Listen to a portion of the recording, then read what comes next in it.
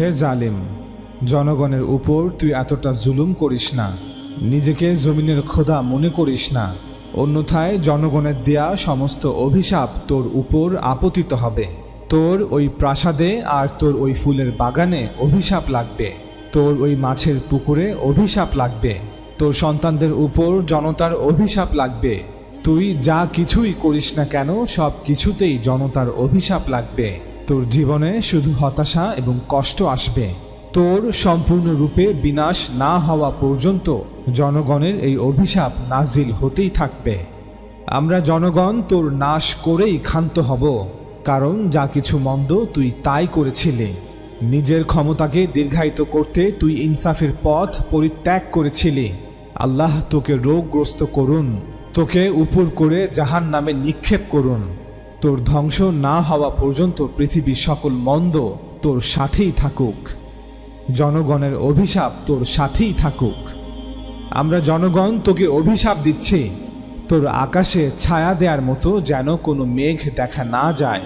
তোর আকাশ যেন ঘষা পিতলের মতো হয়, আর তোর পায়ের নিচের জমিন যেন লোহার মতো শক্ত হয়। আমরা জনগণ তোকে অভিশাপ দিচ্ছি, আল্লাহ তোর জন্য বৃষ্টির পরিবর্তে আকাশ থেকে যেন কালো ছাই বর্ষণ করেন। আমরা জনগণ তোকে অভিশাপ দিচ্ছি, আল্লাহ তোর মিত্রকে দিয়ে তোকে হারাবেন। তুই আপোষ করে এক পথ দিয়ে ক্ষমতায় আসীন হয়েছিলি, কিন্তু এবার 7 পথ দিয়ে পালিয়ে যাবি। আমরা জনগণ তোকে অভিশাপ দিচ্ছি, তোর সাথে যেসব খারাপ বিষয় ঘটবে তা দেখে পৃথিবীর জালিমরা ভয়ে কম্পিত হবে। আমরা জনগণ তোকে অভিশাপ দিচ্ছি, তোর মৃতদেহ যেন বন্য পশু পাখির খাদ্য হয়। তোর মৃতদেহের উপর থেকে তাদের তাড়িয়ে দেবারও যেন কেউ না থাকে। আমরা জনগণ তোকে অভিশাপ দিচ্ছি, তোর অবস্থা যেন এমন হয় যে তুই সকালে বলবি হায় কখন সন্ধ্যা হবে, আর সন্ধ্যা হলে বলবি হায় কখন সকাল হবে। তুই এই সমস্ত অভিশাপের কথা শুনেও নিজের মনকে সন্তুষ্ট করে হয়তো বলতে পারিস, আমি যা চাই তাই করব, খারাপ কিছুই আমার সাথে ঘটবে না। তোর মতো জালিম যে কেবল নিজের প্রতি অমঙ্গল ডেকে আনছিস তা নয়, এমনকি তোর পোষ্য দালালদের প্রতিও তুই অমঙ্গল ডেকে আনছিস। আমরা নির্যাতিত জনগণ তোকে ক্ষমা করব না। আমরা নিপীড়িতরা তোকে তোর বাহিনী হতে পৃথক করব। আমরা আক্রান্তরা তোকে সম্পূর্ণরূপে ধ্বংস করব।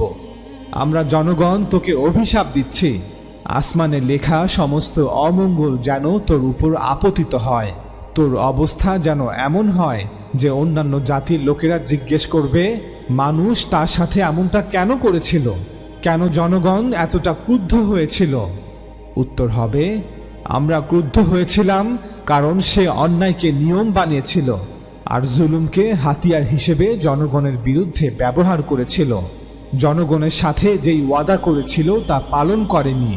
জনগণের সেবা না করে সে প্রতিবেশী দেবতার সেবা করেছিল, তাই আমরা তার প্রতি এত ক্রুদ্ধ। আমরা জনগণ তোকে অভিশাপ দিচ্ছি, যদি তুই জনগণের বিরুদ্ধে যুদ্ধ করার জন্য তোর বাহিনীকে লেলিয়ে দিস, তবে আমরা অবশ্যই তোকে বন্দী করে নিয়ে যাব, আর তুই তোর ধ্বংসের জন্য নিজেই দায়ী থাকবি। তুই জনগণের আওয়াজ শুনেও তা উপেক্ষা করেছিলি, তাই তোর ধ্বংসের জন্য তোকেই দায়ী করা হবে। কিন্তু তুই যদি সেই আওয়াজের দিকে মনোযোগ দিতি, তবে তোর জীবন তুই বাঁচাতে পারতি। আমরা তোকে সতর্ক করেছি যে তুই মরবি। তুই সাবধান না হলে, তুই তোর জুলুম বন্ধ না করলে, তুই তোর পাপেই মরবি। ওহে জালিম, তুই অতীতে কোনো ভালো কাজ করে থাকলে জনগণের উপর এই সীমাহীন জুলুম নির্যাতন বন্ধ কর, কারণ অতীতের সেই ভালো কাজ তোকে এখন রক্ষা করবে না। কিন্তু যদি তুই এই জুলুম নির্যাতন বন্ধ করিস এবং এই সকল মন্দ হতে ফিরে আসিস, তবে অতীতের করা সকল মন্দ কাজ তোকে এখন আর ধ্বংস করবে না। সুতরাং মনে রাখবি, তুই জুলুম করতে শুরু করলে তোর অতীতের কৃত ভালো কাজ তোকে রক্ষা করবে না।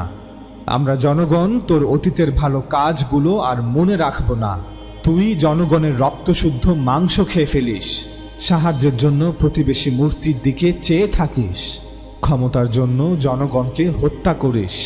সুতরাং আমরা জনগণ কেন তোকে ক্ষমা করব? কেন তোকে তোর গদিতে বসিয়ে রাখব? এই মহান দায়িত্ব কেন তোর কাছে ন্যস্ত করব? আরে তুই তো বন্দুকের উপর নির্ভর করিস, জনগণকে গুম খুনের ভয় আর আতঙ্কে রাখিস। সুতরাং তুই এই পবিত্র দায়িত্ব পাওয়ার যোগ্য নয়।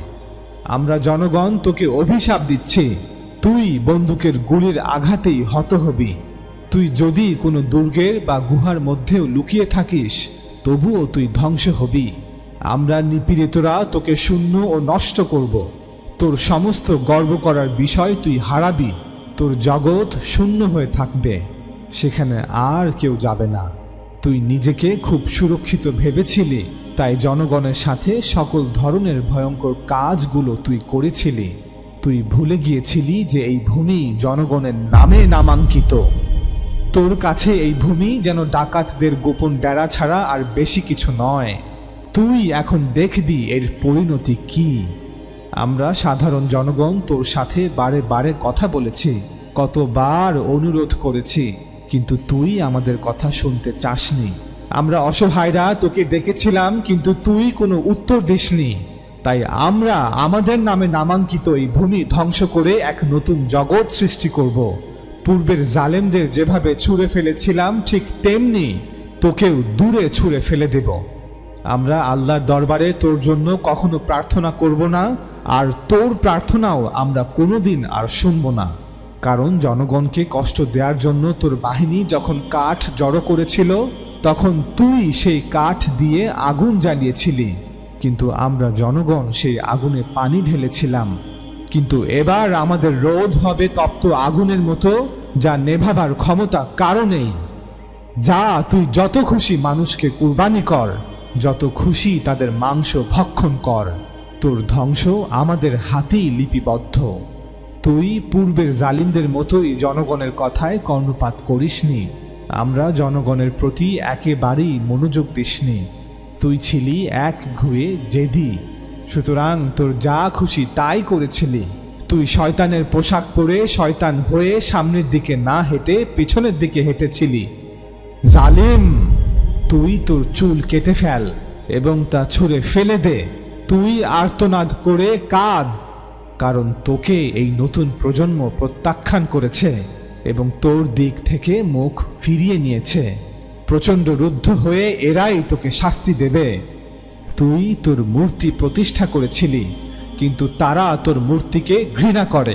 তারা তোর জীবন থেকে সমস্ত সুখ আর আনন্দ কেড়ে নেবে, তোকে শূন্য মরুভূমিতে পরিণত করবে। এটাই তোর তাকদীর।